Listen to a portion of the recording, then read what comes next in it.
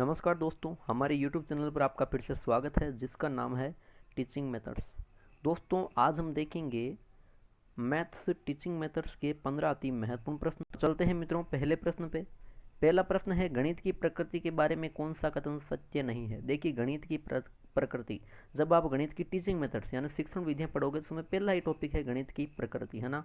तो देखिए, गणित की प्रकृति कहने का मतलब होता है गणित का स्वभाव या गणित चीज है क्या ना। तो इसके बारे में कौन सा कथन सत्य नहीं है यानी सही नहीं है, इसका मतलब कौन सा कथन गलत है।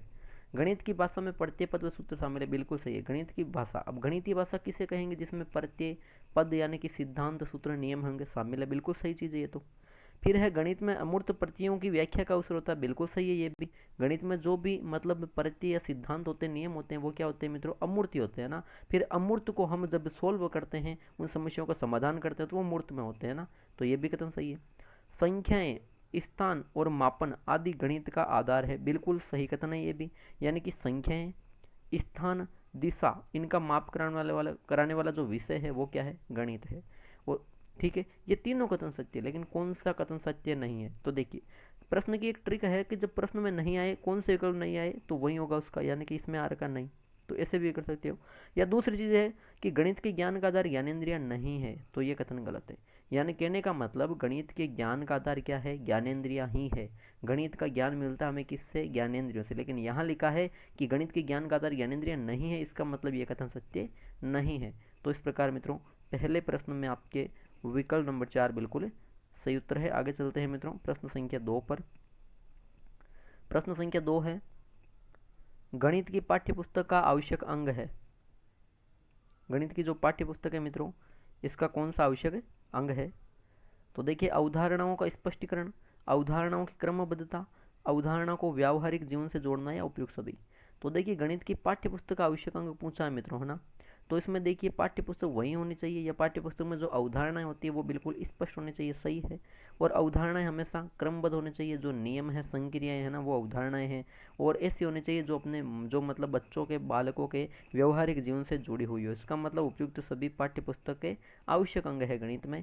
इस प्रकार मित्रों, प्रश्न संख्या 2 में आपके विकल्प नंबर 4 बिल्कुल सही उत्तर होगा। आगे चलते हैं प्रश्न संख्या 3 पर। अच्छा प्रश्न है, गणित की प्रारंभिक कार्य अवस्था को क्या कहा जाता है। मित्रों, ये प्रश्न सीटेट लेवल 1 में पूछा जा चुका है। ओल्ड पेपर सारे जो सीटेट, एफटेट, यूपीटेट, रीट वाले सारे मैं ओल्ड पेपर देख के फिर पेपर बनाता हूँ, आपके 15 प्रश्न ना। और उनमें से वो जो मोस्ट है वही बनाता हूँ, ठीक है। जो नॉर्मल प्रश्न है वो अब नहीं बनाता, क्योंकि आपकी तैयारी पहले से है। तो देखिए, गणित की प्रारंभिक कार्य अवस्था क्या है मित्रों, प्रारंभिक कार्य अवस्था गणित की, यानी जब गणित शुरू हुई तब इसकी प्रारंभिक कार्य अवस्था क्या कहते हैं, लिखित गणित नहीं, लिखित लिखित तो अब आया है ना। रेखा गणित में रेखाओं, कोण, चाप का अध्ययन होता है, ये भी प्रारंभिक कार्य अवस्था नहीं है। व्यवहारिक गणित यानी कि जो व्यवहार अपने जीवन से संबंधित, ये भी नहीं है ना। मौखिक गणित, ये क्या है, गणित की प्रारंभिक कार्य अवस्था कहलाती है मौखिक गणित। मौखिक गणित मतलब मुख से बोलने वाली, यानी कि शुरू में क्या हुआ कि जब गणित शुरू हुई तो शिक्षक है ना प्रश्न पूछता था और बालक उन प्रश्नों के उत्तर बताता था, यानी कि गणित की प्रारंभिक कार्य अवस्था मौखिक गणित कहलाती है। तो इस प्रकार मित्रों, विकल्प नंबर 3 सही है प्रश्न संख्या 3 में। आगे चलते हैं मित्रों प्रश्न संख्या 4 पर, कि गणित शिक्षण में अबेकस का प्रयोग किया जाता है। देखिए, गणित शिक्षण में जो एक अबेकस होता है, क्या होता है मित्रों, इस प्रकार का अबेकस होता है ना, ये अबेकस होता है, ठीक है। इसमें क्या होता है कि जो ये अबेकस चलता है मित्रों 1 से 5, यानी कि जो प्राइमरी लेवल है वहां चलता है ना। तो ये किसके हेतु चलता है, कोण मापन हेतु, त्रिभुज बनाने हेतु, गिनती सिखाने हेतु, या रेखाखंड निर्मित करने हेतु। तो मित्रों, अबेकस से गिनती सिखाई जाती है बालकों को ना। जैसे ये इस प्रकार का अबेकस होता है, इनमें रिंग होती है इस प्रकार की छोटी छोटी, है ना, ये होती है। तो ये इनको बच्चे गिनते हैं 1 2 3, है ना, 1 2 3 ऐसे गिनते हैं, ठीक है। तो ये गिनती सिखाने तो अबेकस काम आता है। इससे गिनती, गिनती के अलावा जैसे कि जोड़ है ना, घटाव है, मल्टीप्लाई है, डिवाइडेशन है, ये सारी चीज़ें है ना, इससे होती है। तो इस प्रकार मित्रों, प्रश्न संख्या 4 में विकल्प नंबर 3 बिल्कुल सही उत्तर होगा। आगे चलते हैं मित्रों प्रश्न संख्या 5 पर। प्रश्न संख्या 5 है, विद्यालय पाठ्यक्रमों में गणित का महत्व है। देखिए, विद्यालय के जो पाठ्यक्रम है उस पाठ्यक्रम में गणित का महत्व क्या है। देखिए, गणित का कुछ महत्व तो है, तभी पाठ्यक्रम में गणित विषय आया ना। तो देखिए, गणित आप जितना ज़्यादा अभ्यास करोगे उससे आपकी क्या होगी, बौद्धिक आदतों का विकास होगा, सही कथन है ना। क्योंकि मस्तिष्क का आधार, मस्तिष्क ही तो गणित का आधार है ना। तो बौद्धिक यानी कि बुद्धि की आदत विकसित होगी, सही है। और देखिए गणित पढ़ने से ज्ञान व कौशल की प्राप्ति होगी, बिल्कुल सही है ना। और वांछित दृष्टिकोण पैदा करने में, तो ये भी सही है। वांछित दृष्टिकोण यानी कि अच्छी सोच। तो देखिए गणित को आप जितना जितना अभ्यास करोगे आपको उतनी अच्छी गणित अच्छी लगेगी, है ना। इससे क्या होगा, आप में तर्क शक्ति, आत्मविश्वास, वांछित दृष्टिकोण है ना, सकारात्मक ऊर्जा का विकास होगा, यानी उपयुक्त सभी कथन यहाँ पे गणित के महत्व को दर्शाते हैं। इस प्रकार मित्रों प्रश्न संख्या 5 में विकल्प नंबर 4 बिल्कुल सही उत्तर होगा। आगे चलते हैं मित्रों प्रश्न संख्या 6 पर। प्रश्न संख्या 6 है, विभेदकारी परीक्षा अंतर करती है। ये प्रश्न रीट के ओल्ड पेपर में आ चुका है मित्रों।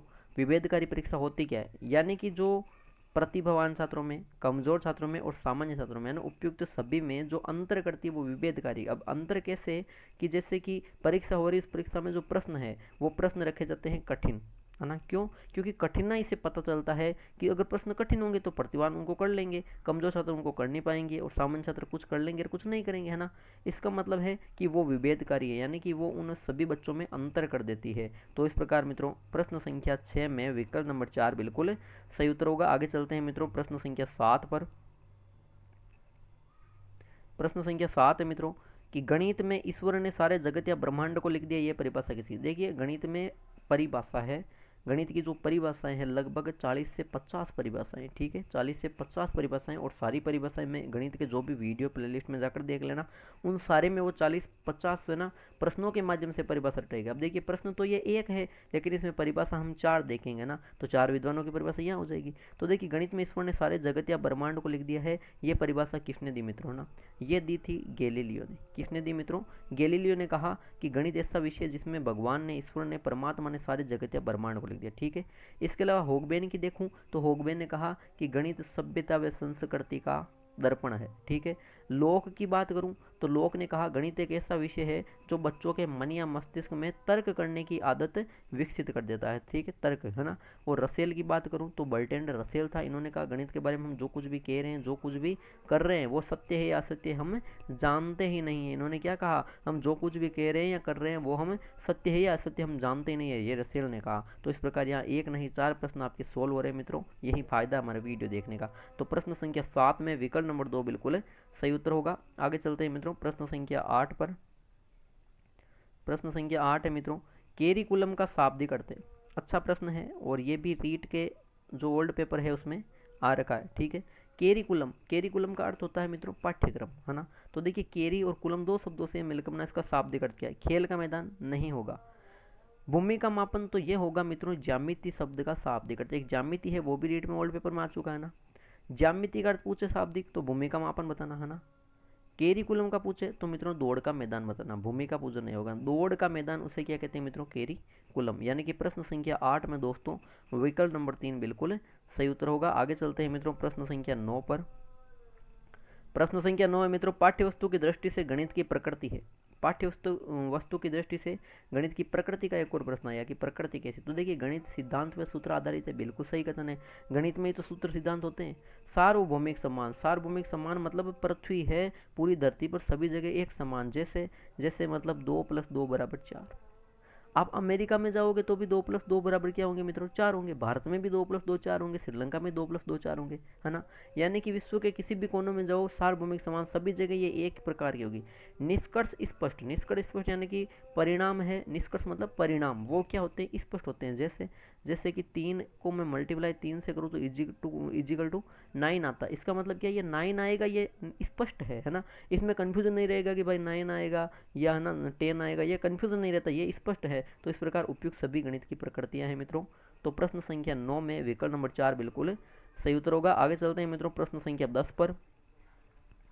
देखिए जिस प्रकार गणित की परिभाषाओं से एक प्रश्न आता है रीट के एग्जाम में विशेष तौर पर, उसी प्रकार मित्रों गणित के मूल्य से एक प्रश्न आएगा जरूर ना, कि गणित सभ्यता व संस्कृति का दर्पण है। ये तो परिभाषा आ गई, और ये परिभाषा में लिखा है ये कथन गणित के किस मूल्य से संबंधित है ना।